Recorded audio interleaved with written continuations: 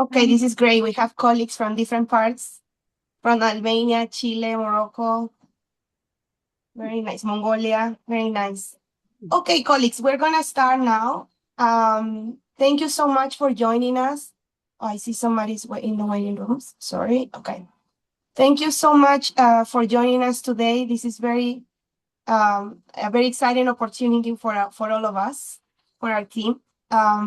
We have planned actually this crowdsourcing event in the advance of the NEC conference.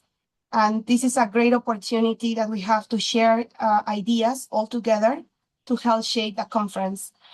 This is a flagship conference from the Independent Evaluation Office at UNDP. It's also co-organized by the Global Evaluation Initiative at the World Bank. Maybe, Janis, if you can help me with if you see somebody else joining, if you can help me to admit them. Yeah? Okay. So NEC, just as NEC is the short for National Evaluation Capacity Conference. And this is a global forum we convene every 2 years that brings together governments, evaluators, and partners to share best practices and together shape how evaluation supports better public decisions. And today is a great opportunity because we have the two minds behind the conference with us. Thank you, Janis and Doc, for joining us today and sharing your expertise and your ideas about NEC, and of course, also the pressing issues in our field. Before I introduce them, I'll take a minute to explain about how this session is going to work, because it's going to be a little bit different from the usual gLocal sessions. This is a lot about sharing and participation today. So this session is one of the many ways that all the team is trying to shape the conference with you and not just by ourselves. NEC has always been about countries and partners working together, and that's the spirit we want to have today. Our team has started already the designing of the conference through multiple participatory sessions with our co-hosts and all of our partners around the world, and so that it reflects the needs and issues in our field that our field is facing at this moment. Many of these issues, of course, related to AI, but beyond AI as well. As we advanced with the planning, we were realizing that gLocal was the perfect space to bring the right people together, so that the conversation at NEC are actually relevant, and it's not just a one-off conference, but it's something that is useful for our community and all of our government partners. And that's why we are here today. Just a little bit of context, back in 2024, NEC was hosted in Beijing, in China, and a group of experts, including many of you, drafted a plan to strengthen national evaluation capacity development. And it was built around 5 main actions. The first one, make evaluations part of how policies are designed and decided. Also, use evaluations for learning and accountability. Share what works across countries and levels. Bring in new technology and local knowledge. And also, lastly, build climate and resilience into evaluations. These 5 actions have set our direction, but we understand that ILOF has changed since 2024. Funding has shrunk, trust in evidence is under pressure, and technology is moving fast. So part of what we want to understand today is how each of these 5 actions I just mentioned still hold relevant today or not, and where they need to stretch to meet the moment we're facing in our field.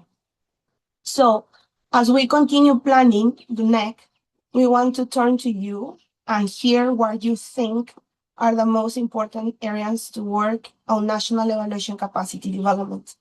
This is the main reason we are together. You are the experts. You bring a wide range of experiences and backgrounds, and your insights are essential to shape the conversation around what is the most important for NEC. So today, I said it's a bit different because today is a conversation. So we will share and then we will listen. We will listen from you. And crowdsourcing is it means that we gather ideas directly from many of you at once, rather than just a few of us deciding what happens at NEC behind closed doors. So to do this work, we're going to be using Menti, that I hope all of you are familiar, and if not, it's quite easy and free to use. So please have your phones and your cameras ready to scan the codes. I will send it in a minute, or you can also use the chat that I will put in the, the link that I will put in the chat in a minute. Now, some rules very quickly. This session will be recorded, but your Menti inputs are completely anonymous. What you share will only be used internally to analyze the insights and feed into our next planning. I'm going to admit, okay, one more person. So as I was saying, the session will be recording. What you share is only to be used internally to analyze the insights. I will also share the recording with everyone at the end of the meeting, the presentation, and a summary of the Menti result. All of it is anonymous with everyone. In case you want to recall today's discussion, please avoid skip the first minutes of us planning the session because we connected a bit earlier, so you can skip the first 5 minutes of this recording. Now, an important reminder, and this is very important for all of you, this is a safe space and a real chance to make your voice heard. So please feel free to be honest and be generous with your ideas. We are all here to learn and exchange. So there is no right or wrong answers. Feel free to share your thoughts. And with all of that long introduction, now it's my pleasure to introduce you our speakers, both of them the co-hosts of the upcoming NEC Conference. So joining us from Morocco, we have Janis Grychowski. She is the Chief of the Capacity Development Section at the Independent Evaluation Office at UNDP. And joining us from the US, we have Dr. Douglas Glandon, Acting Program Manager of the Global Evaluation Initiative at the World Bank Independent Evaluation Group. And I'm going to start by asking both of them some questions. So please, if you can share with us, first, what is at stake for evaluation in the world today? What are you hoping we get out of this session? And why both of you decided to make this session participatory? So maybe we're going to start first with Janis, and then we're going to hear from Doc. And I'm going to also, so that we remember these questions, I'm going to paste those questions in the chat right now. And as I said earlier, so people that just joined, please drop in the chat where you are connecting from, because we are from all different parts of the world. Okay, over to you, Janis. Thank you, Rayza. Thank you for organizing this as well, this gLocal event for us. I've known some of you from our previous NEC held in China in 2024. I know some of you for my work with UNDP, and I look forward to seeing you over the course of the next years as we work together on building national evaluation capacity. I'd like to actually not start with the stakes for evaluation. I think I'm going to start with what I hope to get out of this session. So I'm just one person. I'm one person who lives in New York City, and I have experience doing evaluation. I have experience working with government and partners and civil society on understanding what they want and they need to support this very important tool. But I'm just one person. And so one person, and Doug is just one person. We have a small capacity team.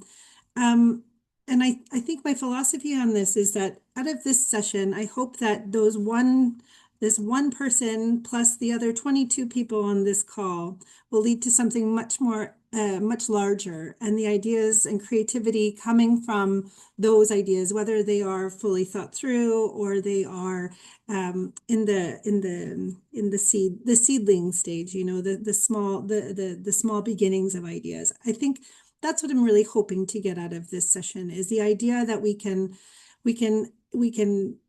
use what people know more than just what I know and what Doug knows, and what my colleagues in the IEO know as well. So that's what I'm hoping to get out of this session: more, bigger, creative seedlings of ideas to make our NEC conference really great. But bigger picture thinking, like where are the key issues that we really need to focus on? I think the Beijing Action Plan was a really great rallying point.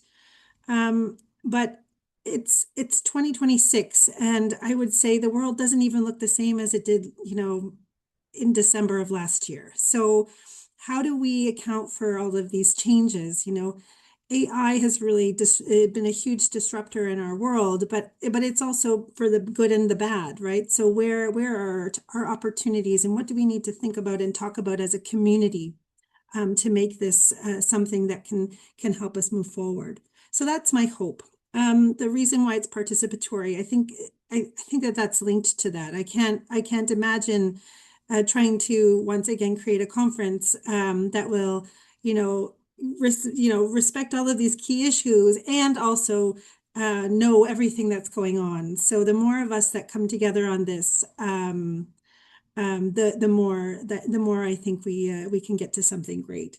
And I guess the stakes for me are, so AI is obviously one of these things, but we all are working within the evaluation or evidence space. And I think we need to recognize that we are in a pretty interesting and perhaps threatening space when it comes to trust in evidence and trust in information. We know how important evaluation is, and we also know how credible and rigorous our work is, but not everyone does. And competing with AI and competing with the ability to pick and choose quickly information is becoming an increasing reality. And I think we need to figure out what, as a community, what we want to focus on regarding that going forward. So that's really all for me. I pass it over to Doug now to give his thoughts. Sure, thank you, Janice. You said so much of it, so I'll just be very brief. In order of the questions, what's at stake for evaluation today? Relevance continues to be the same issue. It's a perennial issue, but heightened now, especially with the pullback of funding. As Janice was mentioning, AI, the introduction of AI into evaluation brings the likelihood of worsening things much more than it does in bringing improving. Obviously, there are plenty of opportunities for making things better, but unless that's deliberate, intentional, thoughtful, with a high kind of human in the loop element, the likelihood is things are going to get worse, and there's going to be a vast increase in the outputs that people see as evaluations or evaluative, and in the sort of information marketplace of what decision makers may be looking for to inform a decision. All of a sudden, what was once seen as a differentiator of credibility, like the quality of an output, the quality of the writing, how coherent is no longer a differentiator. And also it may lead people, and is already leading people, to actually question, why should we have humans involved in thinking deliberately about the right questions to ask and how to put together the evidence in a credible way? It's just too much time. It's too slow. People have always been frustrated about the evaluation findings not coming at the right time, and now there's an easy solution if you're willing to accept it. So that's definitely the evaluation profession itself is at stake, and so I think it's huge. In terms of what am I hoping to get out of it, I agree with Janice. I would just say also provocations, challenges, saying these are the things that are not sound assumptions. These are where the real problems are. A plan is just a plan, and we all agree with the normative ideals of a plan. But that plan in itself does not implement itself. And the way that the work might be done will vary dramatically from place to place. So we'll have a chance to get into that. But as an input for NEC, it would be very helpful to have highly valuable, crisp provocations of things that need to be pushed on and discussed in a candid way at NEC. And the only way to get there is to make it participatory. So thank you very much. Thank you so much, both of you, Janis and Doug. And I want to echo both that we want to hear your voice, the voice of everyone here. We want to promote maybe some provocation. So please feel free to do that. when we comment on the mentees. And that's what we're going to do right now. So we're gonna move to the first mentee. Give me 1 second. I want to remove okay, that's it. So everyone, please go to the link in the chat that I just sent. And I'm also going to share my screen so you can see the QR code. So you can use either ways to join. Okay, so let me do that. Okay, this one. Okay, I think you can see my screen, right? Yeah, okay, cool. So you have two options. You can scan the mentee, or you can use the link in the chat. So choose. I'm trying to move this around. Let me see. Okay. Okay. Okay, I see a lot of people here. I see 18 people. Okay. So you are there, right? Just drop a reaction so to see if you are there. Yeah. Okay, cool. Okay, we're gonna start with the first one. From this one is easy. Which organization are you joining from today?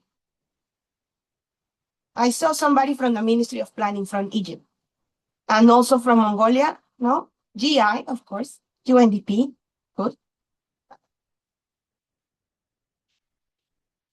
IFAD, okay, nice. The Mongolian Evaluation Association, that's great. Thank you for joining us. The State Audit Office. A private consulting company, that's good to have people from the private sector. The Ministry of Human Capital. ITLO.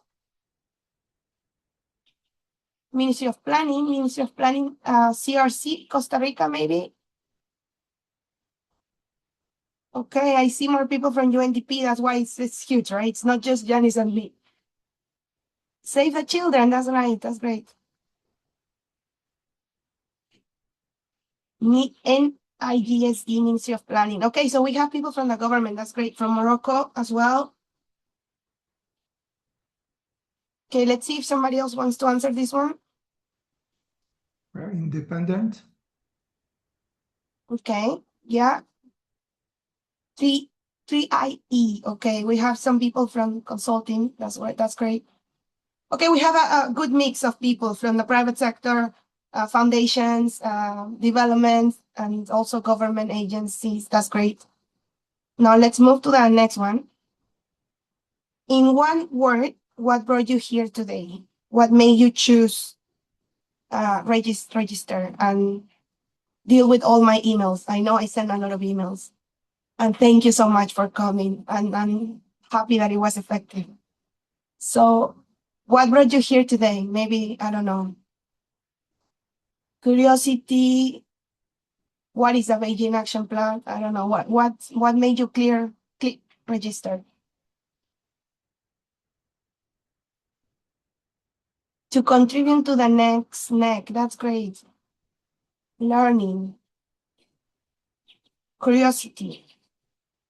Following up on NEC 2024. That's really great, actually, because I know we have a lot of experts that joined the NEC in China, right? I heard it was a great conference. To know or learn about NEC, evaluation challenges, updates, expectations, influence, hope for transformation. That's very nice.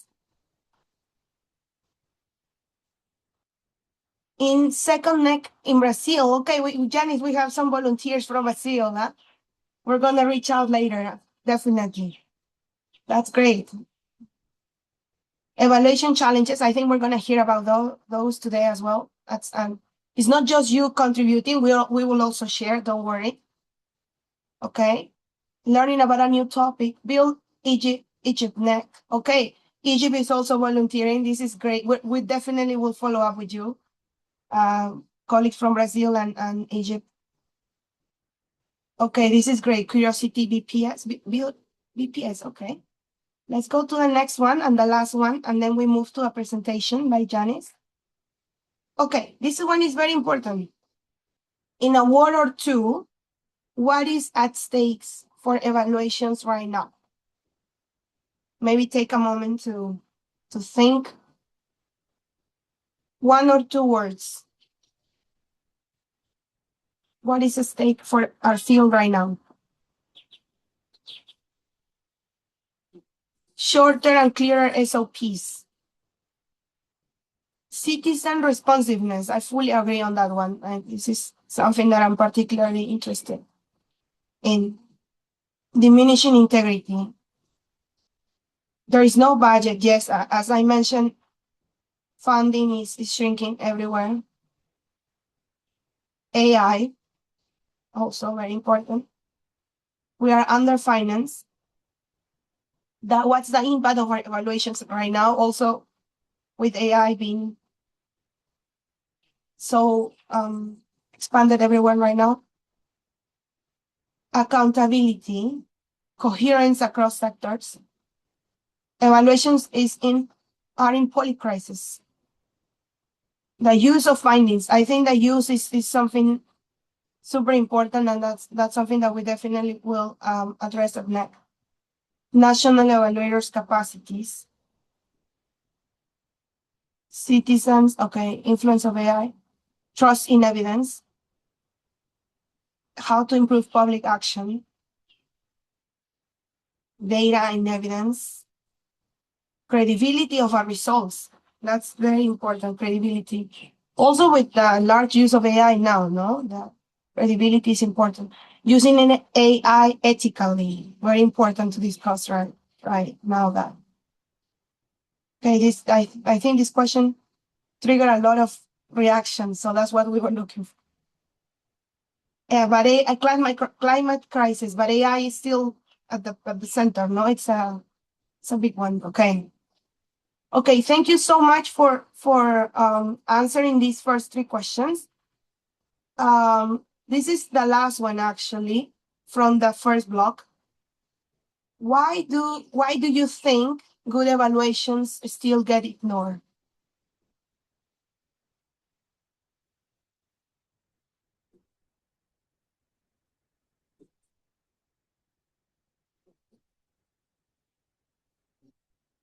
Late timing, okay. Not tied to budget purposes. It's not tied to budget purposes. Maybe that's what you wanted to say. Very long reports. Okay, so evaluations can be too technical. There are communication gaps sometimes, that's true. I think the late timing, it's important, no? It's something that's criticized sometimes in our field. No clue how to use, people don't know how to use our work evaluations. Political avoidance and cycles, yeah, it's something political as well. Not in time release, it's too long the time that it takes to do a good evaluation. Poor advocacy and involvement of program owners. Lack of understanding and capacity. Decision-making relies on more inputs. Political will, I agree in that one. Professionals are not only able to conduct high-quality analysis, but also to interpret views and the findings to improve public policies. Political, so a lot of political, a lot of the timing. A mix between M&E. Sometimes, yeah, people are, especially nowadays, now people are prioritizing more monitoring than evaluation, especially with the rise of AI. Evaluation is limited to compliance. It's not connected to systems and complicated languages. Do not address decision-maker needs. Support the spread of good practices and development of a strong evaluation culture. Lack of national capacity, policy, law, quality assurance. Not relevant focus, politics. That's a good one. Okay, this is great to hear and to learn. Thank you for being honest. Okay, with this one, we're going to you can keep the Menti open in your phones or computer because we're going to continue through the session. Now, let me go back to the main room. How do I stop sharing? Okay, I'm back. So before passing on to Janis, very quickly, Somebody would like to share based on what you saw? Anybody would like to share what you think or expand a bit on your comments? No pressure, but if you would like to open your mic, this is the moment. Anybody feel free to share. Raise your hand. Okay, not yet. You're a bit shy yet, but let's wait for the next mentees. I'm sure you will be more open. Okay, now over to you, Janis. Let's continue. Great, thank you, everyone. That was just a little warm up. So let's get into a quick review of NECD. We have colleagues that may know very clearly what the theory of change is and the raison d'être of doing evaluation capacity support. Others may not. So just to get us all on the same page, I am going to share my screen and do a crash course, 30-second elevator pitch on what NECD is, okay? So I'm going to share my screen. Voilà. Okay. I need to put it in presentation mode, and it's gone to the end. Sorry about this, colleagues. Okay. Rayza, are we good? Can you give a thumbs up? Can you see my screen? Yes, we can see it. Brilliant. Okay. So, colleagues, I think we just need to make sure that we are all on the same page about what we are talking about today. It's not that we are talking about not talking about this, but when we are talking about national evaluation capacity development, we just want to situate the idea that evaluation, the definition of evaluation in which we are working from is the systematic and objective assessment of an ongoing or completed intervention designed to determine its relevance, effectiveness, efficiency, impact, and sustainability in order to inform decisions and to be accountable and to learn from. So this is actually the definition from the OECD DAC, but we can consider anything related to formative, ex ante, ex post evaluations, all within this scope. Okay, so this is just to sort of get us on the same page. It's very clear that we are talking about independent evaluation, and independence doesn't necessarily mean completely separate from an organization. It could be the level and degree of independence can vary. It's also about impartiality and neutrality. It's about the credibility and rigorousness of the evaluation work itself. And it's about the ethical sort of framework in which we employ to ensure that evaluations are inclusive and trusted and don't actually hurt people in the process of collecting evidence. So the normative framework around the criteria is also from the OECD DAC: relevance, effectiveness, efficiency, impact, sustainability, and coherence. That's sort of the key areas in which evaluation sort of seeks to better understand. So what we're not talking about today is audit, and we're not talking about monitoring. Even though these things are related, monitoring is very much essential. Good monitoring is essential for good evaluation. But just to note that in this case, we are talking about national evaluation capacity and the strengthening of evaluation systems within governance. So looking at evaluation as a tool, with knowing that it is not in a vacuum and that it is dependent and others depend on it. It's also not neutral, and that it is a judgment-based assessment. So I just to keep everyone on the same flow, that it is independent and impartial and provides a value. This is an evaluation, an NECD, National Evaluation Capacity Development, grosso modo theory of change. So this isn't like the one's final version. We just wanted to have a bit of a framework in which to discuss. So this comes from Better Evaluation. I know that within the UN evaluation groups, working group on national evaluation capacity development, we are also looking at a version of this. It's it may not reflect every individual case, but we were looking for sort of a general picture to act as a jumping off point. So in this, the ultimate goal is that we want to use evaluation as a tool to support government policies that can actually improve citizens' lives. Citizens, and I would maybe expand that to people more generally. When it comes to national evaluation systems, we are seeking to do that through the creation and the strengthening and the supporting of a system that both produces and uses evaluation as a tool for effective and inclusive governance and public administration. So the National Evaluation Capacity Development work situates itself within both the demand side of evaluation and also in the supply side of evaluation. So normally speaking, the demand side of evaluation is not necessarily with evaluators, although we do tend to sometimes write evaluation for other evaluators, but that's a separate story. Generally speaking, big picture, we have a macro, a meso, and a micro level in which we work. So at the macro level, we're really talking about the high level enabling environment. At the end of the day, the work that we are doing to support this evaluation system strengthening is really about making sure that evaluations are demanded and by people and institutions within government that need evidence to inform their decisions. And that there's also this idea that this evidence is not just preferred, but it is the go-to type of evidence and type of information that's needed to support decisions. There are many different types of evidence out there. In this particular scenario, we're talking about evaluation, but know that evidence is all-encompassing.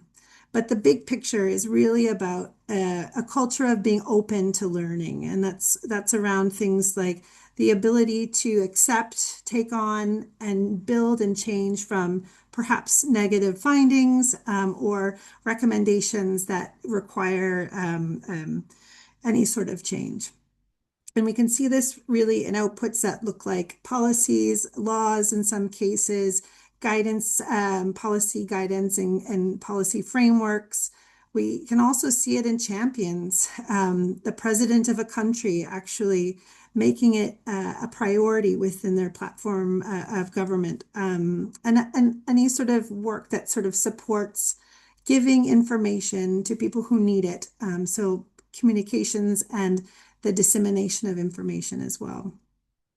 When it comes to institutional capacity, that sort of in-between level, this is really where the demand from the culture really gets expressed through the institutionalization of the evaluation framework. It's where evaluations sit. So quality evaluations at the end of the day at this level are produced and used by institutions. There is a very clear understanding of, pardon the jargon, but the evidence to decision pipeline or the pathway between making the information available and then having the people actually pick it up and use it.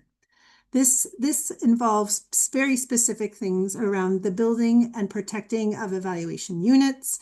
It's about budgets, and not just budgets and linking budgets, government budgets to evaluation findings, but it's also to the protection of budgets and to the protection of plans that include opportunities for evaluation to both feed into bigger picture, but also for evaluations to be planned themselves. And then this is also an opportunity here for institutional capacity about coherence around looking at how countries can work internally between ministries on bigger picture information needs, or maybe even at a cooperation level, maybe with multilateral organizations or other countries. And then lastly, we have the micro. So this is really the competencies of the people who carry out the evaluations, but also the ones that are asking for it. So there is a whole side of the of government and of organizations that actually need to use evaluations. Do they know where they are? Do they know how to read the evaluation? Are the evaluations created for those people? Are they also coming at a time when they need them? Do we have the right competencies on the other side to be able to commission evaluations, to be able to manage the evaluation project from start to completion? Do we have the interpersonal skills to be able to carry out very detailed and complex qualitative engagement and stakeholder partnership throughout an evaluation? So these are some of the outputs that come out of this are obviously training. It's one of the probably more high profile interventions, but also communities of practice, mentoring, embedded technical assistance, competency frameworks, etc.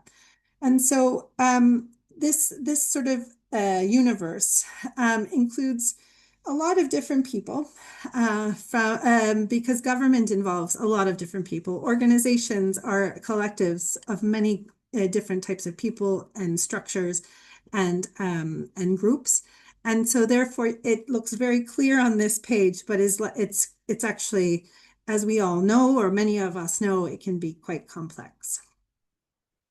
I think.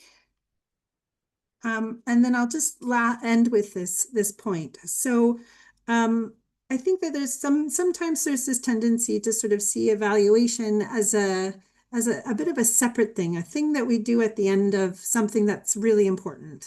And what I would like to sort of offer is that, yes, it's something that we do to support understanding of really important things, but it's also an investment in and of itself. We spend a lot of time and money, and there's a lot of expectations around the information that they will produce. And I think the return on investment needs to sort of address this. And so a good return on the investment of evaluation is its use. And so I would say that we can look at evaluation, and maybe we don't talk about this enough, but evaluation actually it's a tool of governance and public administration. It supports accountability, obviously. It also allows us to sort of see what the real picture looks like within our implementation, whether it's policy, programming, or strategies, whatever it is. And then it also allows us to make changes. So as an adaptive, as a support to adaptive management as well, it helps us to keep improving. It's an important tool of transparency, and I think it's one of the key things that can help us, that can help governments be used to support trust. So then sort of land on this last quote here, which is something I'm sure we all know, which is, what gets measured gets managed, and what gets evaluated gets improved. So I'm going to stop sharing here, and I will pass la parole back to Rayza. Thank you.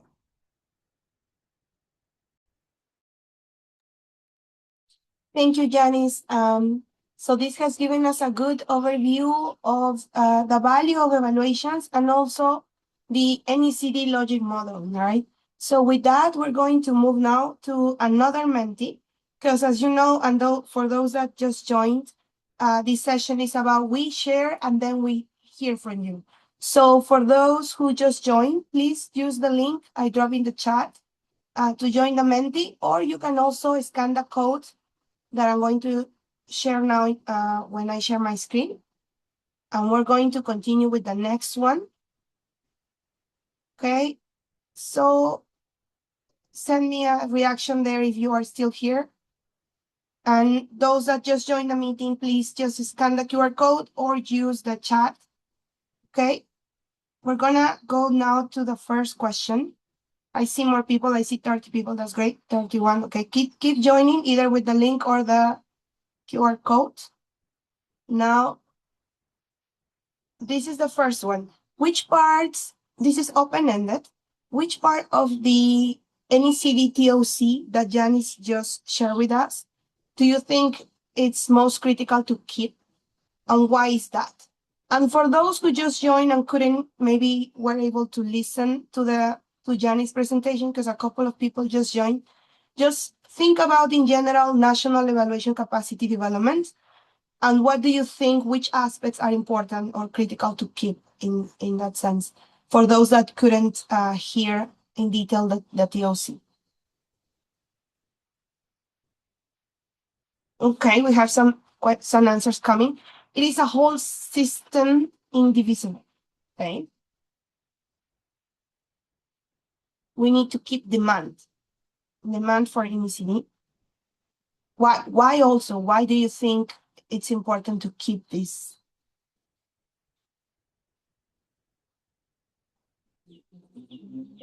They want us to type National it. evaluation capacity development. What is most critical? Identifying and empowering national champions to advance the evaluation agenda. What is essential to keep a stakeholder engagement and participation. Yes, definitely. More focus on demonstrating evaluation return on investment. That's very important, right? Especially in the funding landscape that we have at the moment in our field. It is not only a technical issue. Demand for evaluations advocacy, very important. Identify champions is very important for sustainability. Agree. Champions within the government, right? Citizen participation to stimulate demand for evaluation from the bottom up. Fully agree. I think this is the same person that commented before on citizen engagement. Let's connect later. I'm interested in that. More focus on national evaluators and their capacities. Institutional and governance arrangements. Okay, this one is very complete. Macro, meso, and micro levels, they add up to effectiveness. Seriously started with highest level political commitment, otherwise they forget it. Perhaps think about improving in the city as a whole. The side of demand and use from civil society, parliamentarians, as those that can keep governments accountable. This is very important. We're actually considering working with parliaments as well. We are already working with them. Identify information needs of different stakeholders, the potential demand for evaluation, investing in evaluation skills and COPs. You might hear news from us on the COPs, hopefully. Decision making, MESA. Yeah, MESA is something that we are consulting actually with our partners in the planning of the NEC, also INSET. For the case of Costa Rica, establishing the context involves overcoming individual institutional barriers and working together as a nation. I think that's coming from Eddie Garcia. Thank you, Eddie. Explain why independent evaluation cannot be fully replaced by AI, learning and training, investing in human capacities, institutional ownership, demand, country-led evaluation, statistical capacity, political commitment, and institutionalization. This is great. Thank you so much for being so active. Let's move to the, I'm going to leave one more person. Okay, let's move to the next one. Okay, let's be honest. As I said earlier, safe space. What is this model missing or getting wrong? And for those who just joined and couldn't listen to the National Evaluation Capacity Development, DOC, just think about the concept in general. You don't have to refer to the DOC, okay? What is the model missing? What are we missing or what are we getting wrong at the moment? The evaluator, okay, maybe skills, capacity of evaluators, maybe that's what you mean. What else? Overall, for the NECD space, what are we missing or are we getting wrong at the moment?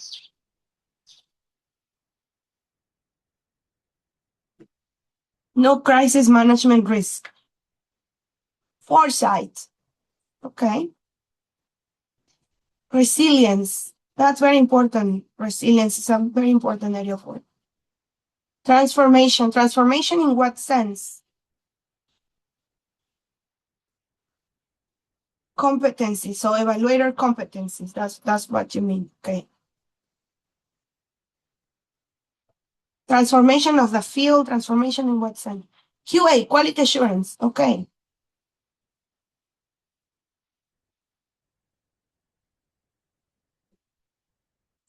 Evaluation finance, so the funding for evaluations.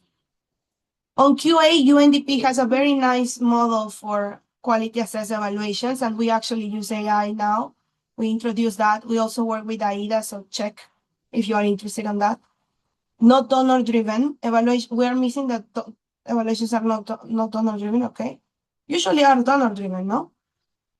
Real independence, yeah. Sustainability, transformation, it's getting bigger.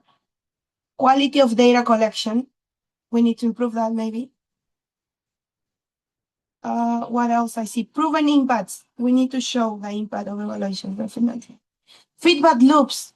That's very important, no? And maybe we connect this with learning, with adaptive management, with the use of evaluations, or how to make evaluations more quicker when we implement those. Voices of the poor, the voices of everyone, right? Support developing policy. Let's see if somebody else, I see 10 people. If anybody else would like to answer this one, maybe I'll give it 30 more seconds. And for those who just joined, we are doing a mix here of presentation and listening from you, okay? So don't be scared. We will have more rounds of presentation and more rounds of listening from you. What else? Power dynamics, transformation of public action and the role of the media, governance coordination, and thinking about private sector, right? Tilt towards private sector. Okay, very interesting. Power dynamics. Okay. Okay, thanks a lot for sharing. Okay, I see more people are commenting. Let me see if I see something new. Power dynamics is getting bigger, so I guess this is recurrent. And capacity to adapt, AI also. National statistic bias. Okay, very, very interesting points. I think with this one, we will move back to Janis to continue. Let me start sharing. And now we're going to talk more about NEC and the Beijing Action Plan. So over to you, Janis. I am pulling up now it's back to now I can't find where I'm supposed to go again. Here we go. All right. Voilà. Okay, so let's talk about NEC. So to give you just a quick brief around NEC so that you have the context to sort of answer the next set of questions. So the National Evaluation Capacities Conference is actually a flagship event for UNDP. The previous last two National Evaluation Capacities Conferences, we've actually had the privilege of working with the Global Evaluation Initiative as key co-hosts. And we're going to be continuing that tradition as we go forward, having the great honor of working with Douglas Glandon from the Global Evaluation Initiative. So I just wanted to let you know, so this has been going on since 2009. We are working on the 9th biannual conference. The first one began in Morocco in 2009. And we've had an opportunity to grow since. So those of you that participated in China, you will know that we went in Morocco from our humble but very important beginnings, where we had a very small group of very dedicated people who wanted to figure this whole thing out together, to a very large and excited conference of over 500 people from 106 countries who are also incredibly enthusiastic. It's an amazing experience, colleagues, to be in the same room with kindred spirits, people who love evaluation, who speak the language of evaluation, and who also see the potential and the criticalness of this tool. So We're looking forward. We're still sort of trying to nail down our next conference, but as soon as we do, we'll be able to share the details, and it'll be everywhere. Believe you me. So just to sort of show you, we've had an opportunity to be around the world, and we've got a really great way forward. So just to sort of show you this linear move. We started off really talking about professionalization. We moved to, and then we started to move over the last 15 years or so to, how it can be used as a tool for better development overall, and really focusing on South-South, the importance of South-South exchange, and the voice of people who are using evaluations just as much as doing evaluations. We also, starting in the last few years, especially as COVID came, you'll imagine, and understandingly so, we started talking more about adaptation and resilience. And I think that that's an interesting sort of move as we carry on in our current setup. Who knows what's going to happen next week sometimes. So this idea of evaluation and the strengthening of national evaluation systems in uncertainty, and what does that look like, and maybe even how evaluation and that sort of that tool towards good governance and transparency can actually be a vital support to things that are very much needed in this world right now. Things like trust in government, trust in information, trust in the internet sometimes too. So, okay, so we're going to go on to the actual points. So at the end of the conference in China, there was the creation of the Beijing Action Plan, and so it had a series of 5 very high level points, and it was an extension of the Turin Agenda that was the previous sort of ending document from the 2022 conference in Turin, Italy. So it has 5 points. I'm going to walk you through each now, and then Rayza will start up the Mentimeter again. So action point 1. Embed country-led evaluation into public policy development and public sector management. So this includes working towards national budget planning. That includes evidence-based priorities and evaluation recommendations and findings that support informed decisions related to budgets. It is positioning the evaluation as a key accountability mechanism, ensuring that there's oversight on spending when it comes to results,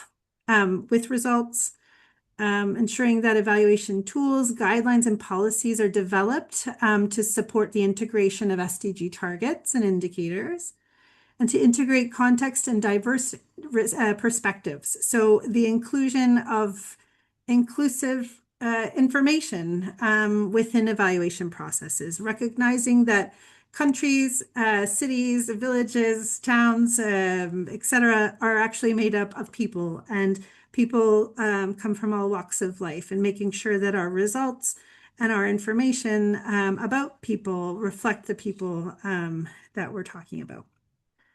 Action point 2. Support a culture of learning and practice. So here, it's making sure that plans and designs for evaluation are aligned with information needs of stakeholders. This is really important when it comes to crossing the demand-supply bridge. Also, ensuring capacity building activities are empowering people and decision makers through the evaluation process. And with the idea that it is to create and use relevant evaluation evidence.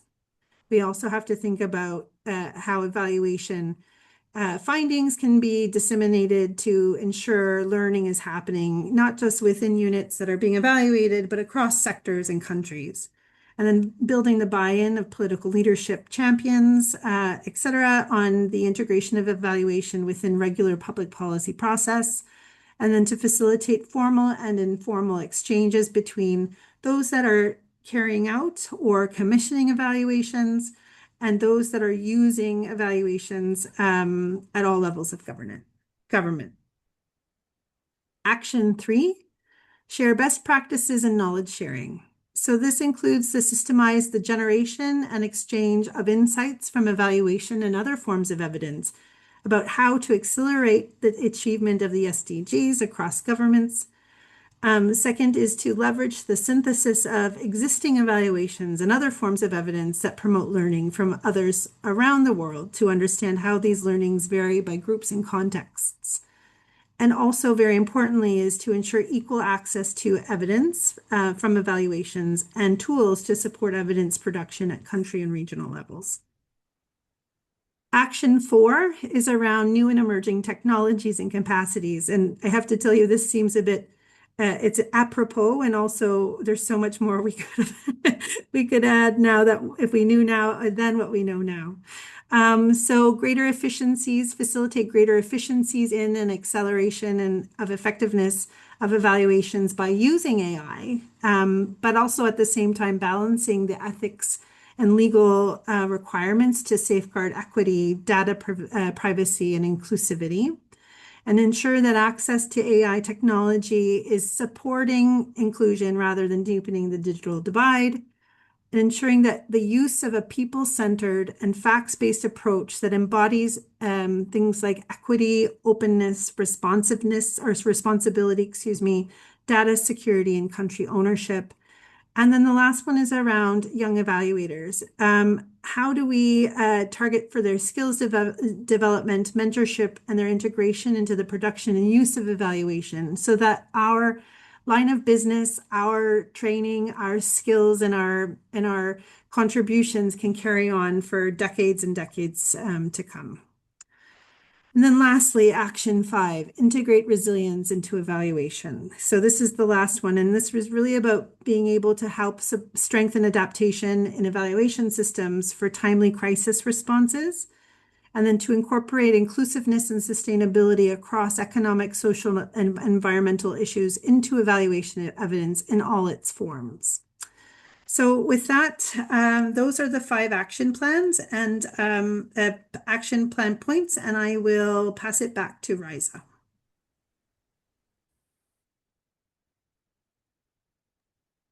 Thank you, Janis.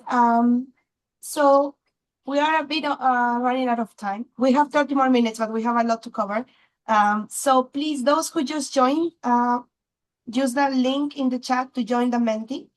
And for those that are already have already joined, let me share my screen so you can see the chat again. Only one second. Okay, this one. Okay, so use this link, the link in the chat, or scan the QR code. I'll give it just 5 seconds. Okay, now let's continue. Now, we have now deep dive into NEC and also into the actions. So which of the 5 actions from the Beijing Action Plan do you think has the most promising work right now? Which of these 5? You can choose one of them. Or yes, you can only choose one.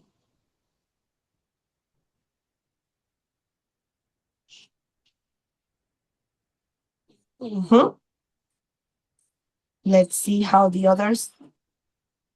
Don't be influenced by the others, huh? Just whatever you think is best, just go for it. Don't change your mind based on what people are choosing. Okay, 50-50 so far. Action 1 and 5. Okay, let's wait.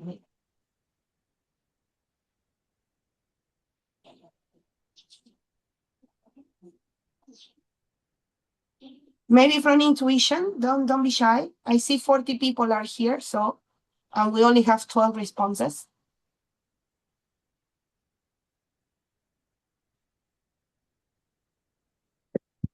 Or maybe some of you don't feel comfortable now to share this, but it's totally fine. Okay, I see action 4 is the one that has the most promising work for you right now. 4 and 3.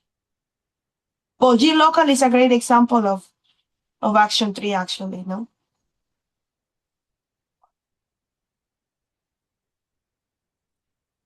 Yeah, Claudia, also hard for you. Okay, let's see. People, okay, between 3 and 4, I'm going to move to the next one just because we don't have a lot of time. Now, if funding were cut in half, although the space is already shrinking, but let's assume it's cut in half again, which action we need to protect? We absolutely need to protect which of these 5?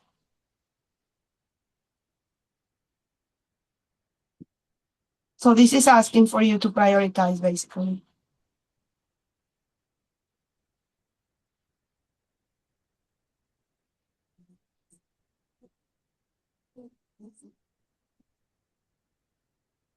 Okay, so far, action 2 is winning. Again, be honest. Don't let others' choices influence you. Choose whatever you honestly believe is the absolute most important to protect. And don't overthink it. Just choose one.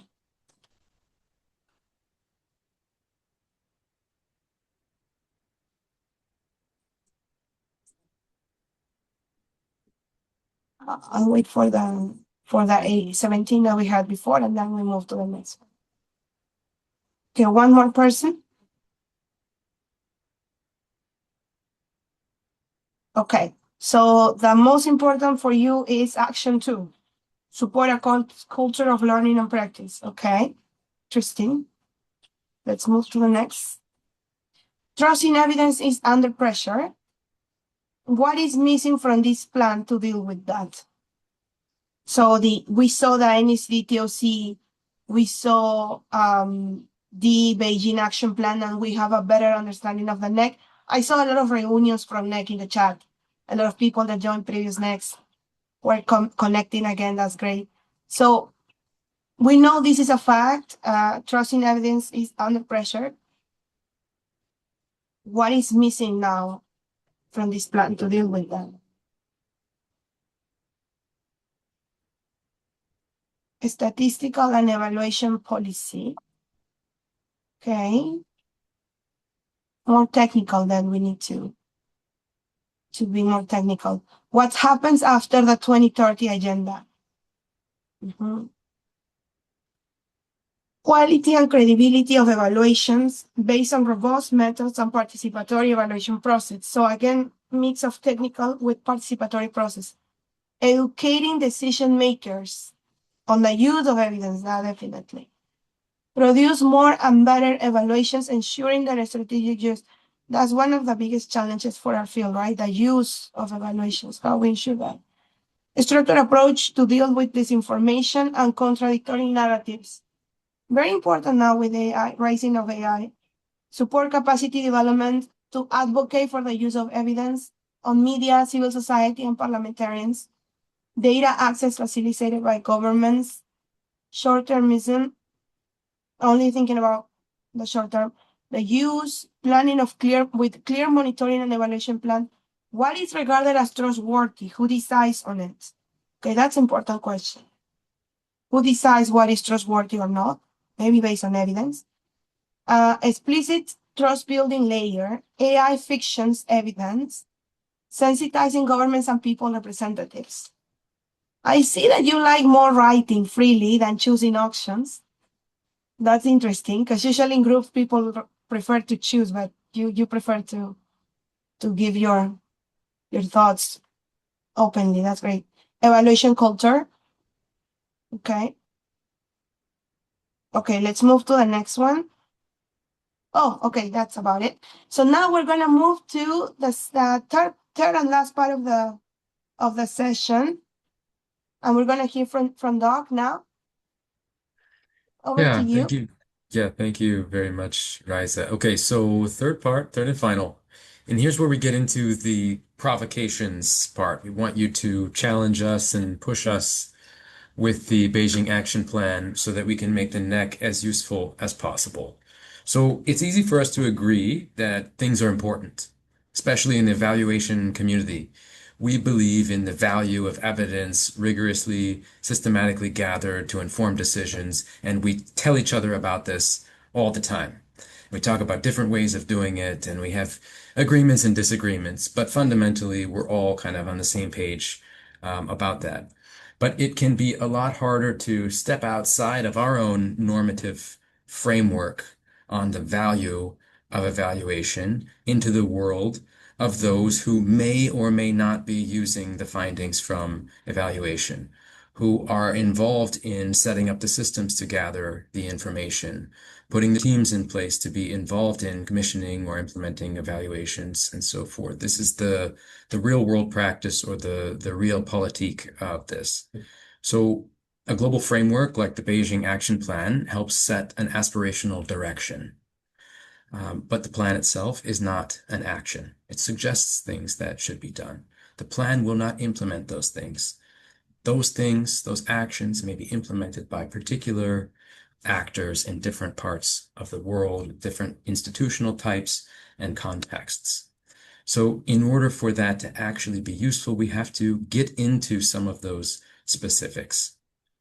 And just to oversimplify, this means that we need to be thinking, moving downward. So not just sort of a global, general idea that these actions are important to do, but getting into where we might be implementing country-led evaluation, for instance. What are the incentives? Are there budgets for this? How does it fit into programming cycles? What's the leadership context?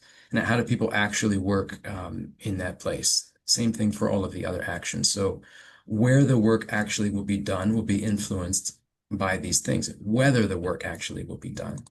And then similarly, to say sort of like maybe in a horizontal way, you could think of like a cultural or place-based variation of what these actions might look like.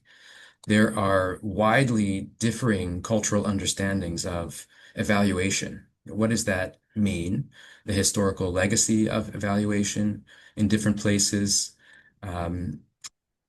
where that function might be housed, who might be doing it, and the extent to which that actually fits into kind of public policy. So, for example, there are places where there is no word in the local language for evaluation, or was not until recently. There are countries where evaluation as a word still is synonymous with audit, even if you talk about learning, for instance, and informing decision making.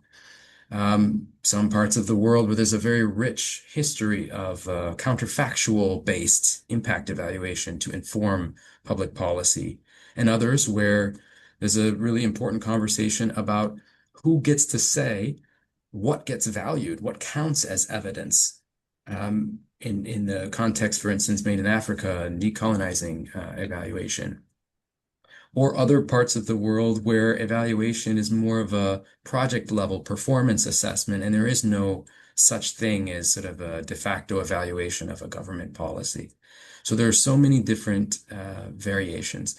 And even if we were to all agree on a definition of evaluation, and I'm not saying that we do, even if we were all to agree, it still would have different meanings in these different contexts. And that also has implications for how we have conversations as an evaluation profession with people who are working in these contexts about what is it that is on offer? What is the value?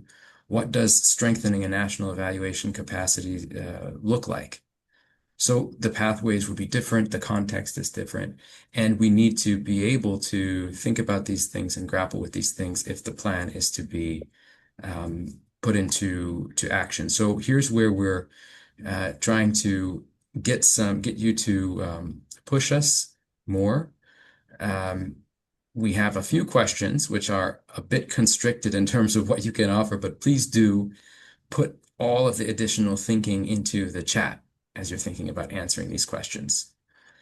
So why you answered in a certain way, other things that are coming to mind. So be honest. As you're answering the questions, think about the context where you work.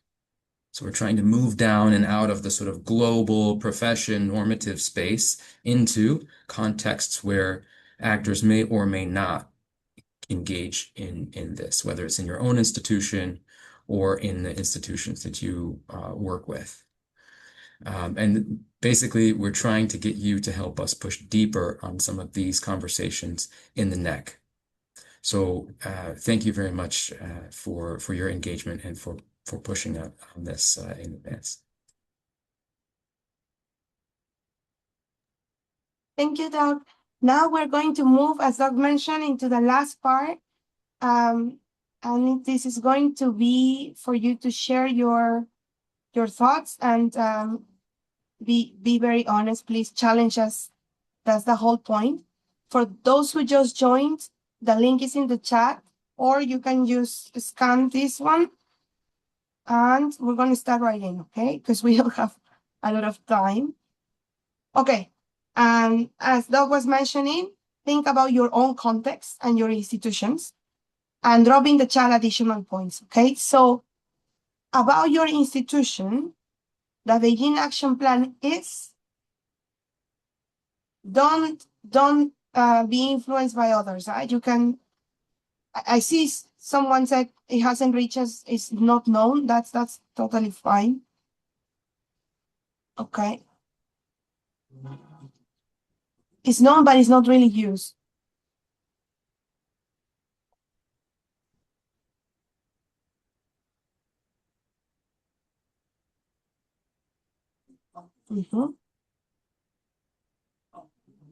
And you can complement your answers in the chat, okay? If there are ways that you think it could be better used or more acted on or ways to learn about it, just please drop those ideas in the chat. That will be helpful.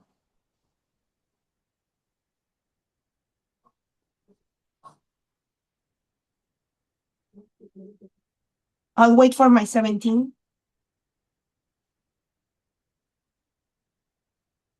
Or maybe they disconnected. Okay, so mostly it hasn't reached you, or no, mostly you know about it, but you don't use it. Okay, that's totally fine. Let's go to the next one. If you were to operationalize just one of these 5 actions in your institution's work, which one will move the needle most on evidence use? Pick one.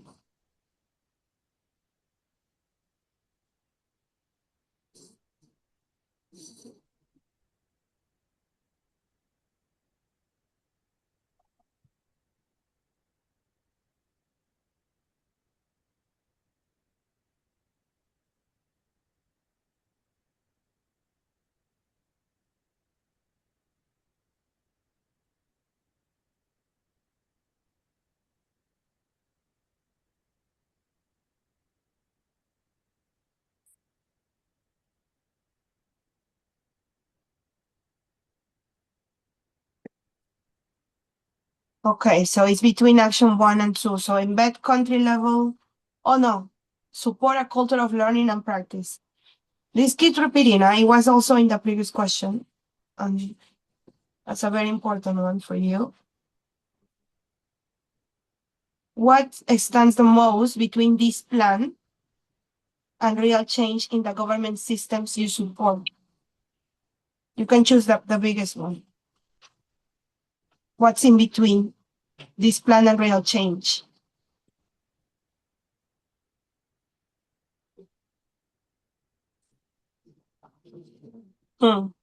Remember, you can complement your answers in the chat, okay? You can give us more context. That's going to be important also.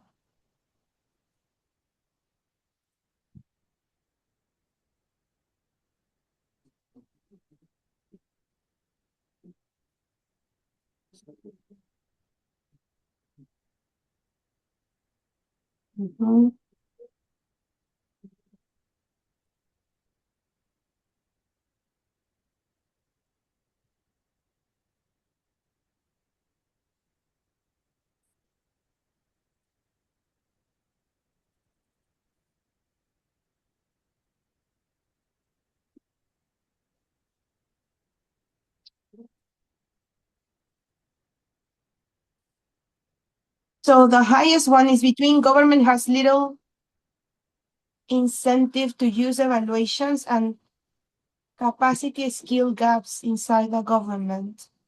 Also political leadership, yeah.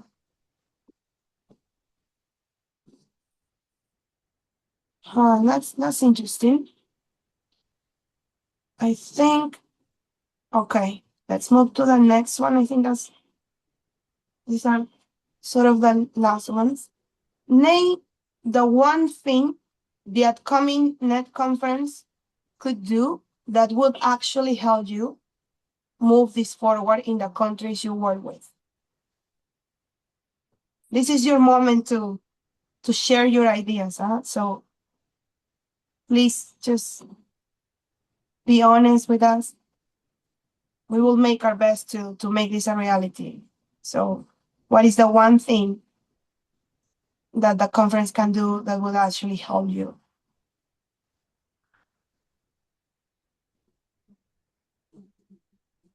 Janis, you're muted. You wanted to say? Also, Doug and Janis, you can comment anytime. Eh?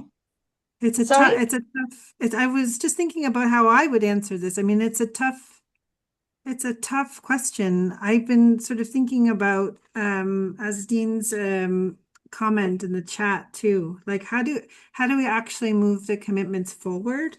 Because I do think that they're pretty broad strokes, right?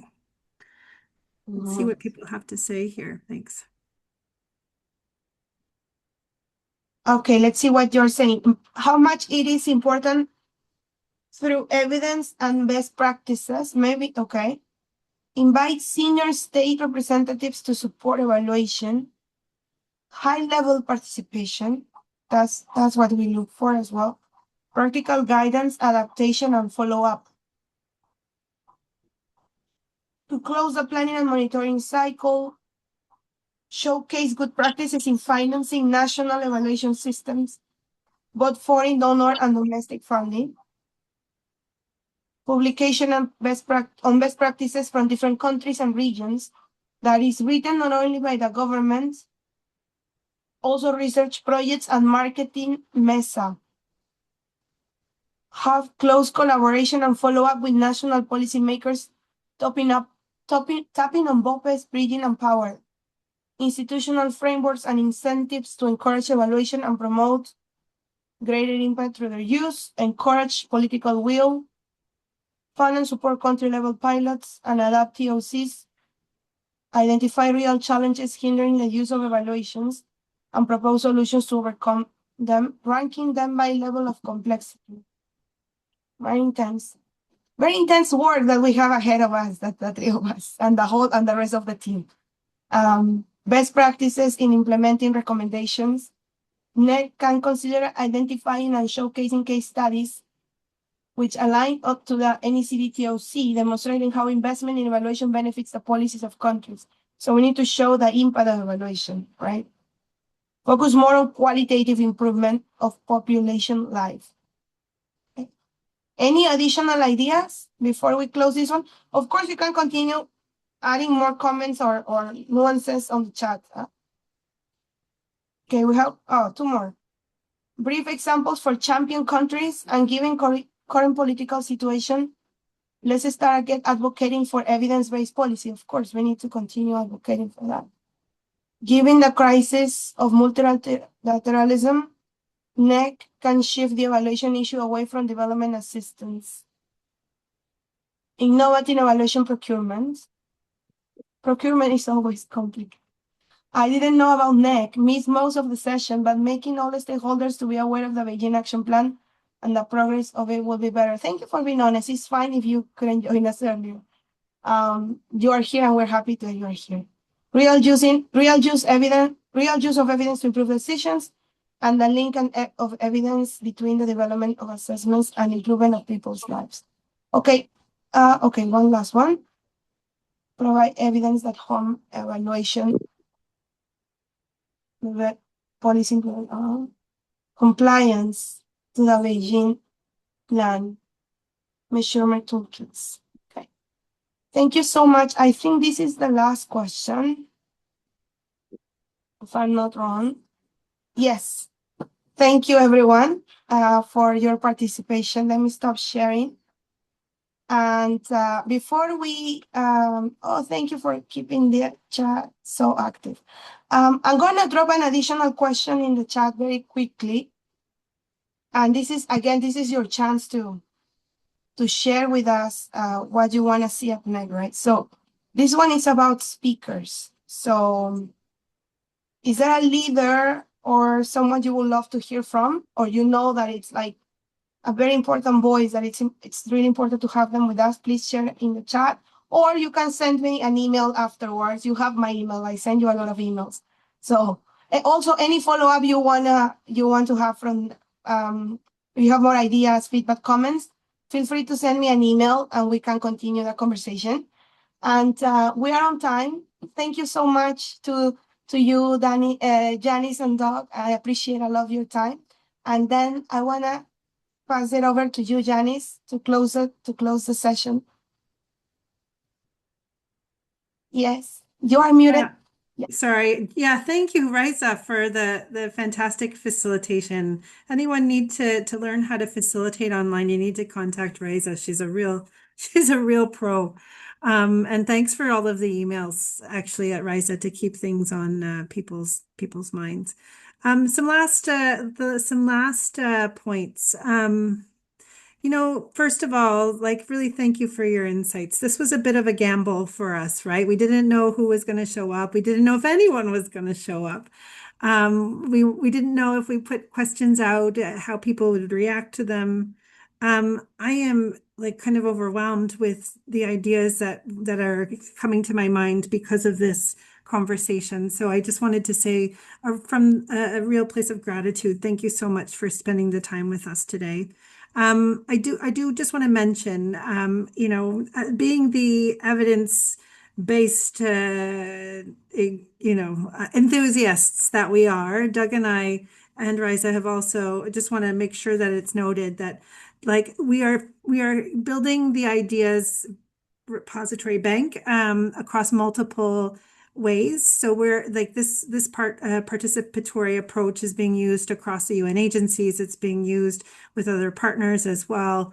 We're really trying to extend our reach so that this conference is more as representative of the ideas and issues as possible. So it may or may not look like some of the ideas that you've seen in the end, but just really know that we've spent a lot of time, obviously with Rayza's expert facilitation, working with people from around the world, trying to get this conference right. So I'm really looking forward to being able to share with you when it happens. I think just to sort of land on this idea of use, I think is just the most important thing. Someone had said, being able to demonstrate the return on investment. And I mean, that's such a 2026 word, isn't it? The return on investment for evaluation. But I think it's true. I do think we have to make sure that we are demonstrating clearly the importance of the work that we do and that we contribute to. And the conference itself is such a wonderful opportunity to do that. So on that note, thank you to my esteemed colleague, Douglas Glandon from World Bank, for always being the gracious and wonderful colleague that he is, and being the wonderful and expert colleague that we need as a co-host for this conference. And thank you to Rayza, the wonderful facilitator, the wonderful planner, and thank you to you all. It's really nice to see your avatars or your names on the screen again, and getting me very excited for what's to come. So, thank you all from Rabat, from beautiful Rabat in Morocco, and we'll see you soon. Thanks so much. Thank you, Janis, for your kind words. Doug, would you like to say any last words before we close the session? No, I think we're saturated. I think Janis put it very well. Thank you very much to everyone. Fantastic. Okay. Thank you, everyone. Before everybody logs off, if you like to turn on your cameras, we're gonna quickly take a quick picture. So Let me remove the spotlight from Doug and Janis so we can see you all. Don't be shy. Just stand very quickly. I will just take a picture. Just smile, and I will say when. Yes, yes. Let's make ourselves cute. Okay. Let's take a Fix our hair. Come on. Fix Okay. your hair. Yes.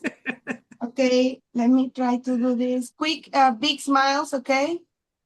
I will wait for some people. Oh, Durata, it's so nice to see you. We work together in Arbeck. Miss you, miss Arbeck so much. Okay. Smile. Oh, no, again, sorry. I made a mistake. Please hold your smile. I'll do it with my phone because I made, okay, everybody smile. Okay. Thanks so much. Okay, now we are on time. We're on the clock. So nice to have you here. everyone, Have a colleagues. nice day. Bye-bye, colleagues. Bye-bye.